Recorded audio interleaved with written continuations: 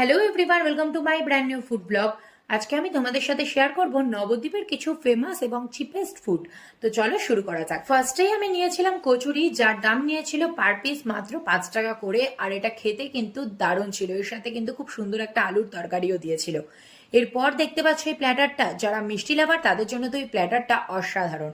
তো এই প্ল্যাটারের মধ্যে ছিল একটা মালপোয়া, যার দাম নিয়েছিল মাত্র 10 টাকা। এই মিষ্টিটার দামও নিয়েছিল মাত্র 10 টাকা। আর তার সঙ্গে ছিল এরকম সুন্দর একটা আমিত্তি। এই আমিত্তিটা খেতে তো খুবই টেস্টি ছিল, আর এর দামও নিয়েছিল মাত্র 10 টাকা। এরপর চলো একটু নোনতা খাবারে যাওয়া যাক। এখানে আমি নিয়ে নিয়েছিলাম চুরমুর। এই এক প্লেট চুরমুরের দাম নিয়েছিল 20 টাকা। দেন নিয়ে নিয়েছিলাম আলুর চপ আর ফুলুরি। আলুর চপের দাম ছিল পার পিস 9 টাকা, আর ফুলুরির দামও ছিল পার পিস 9 টাকা।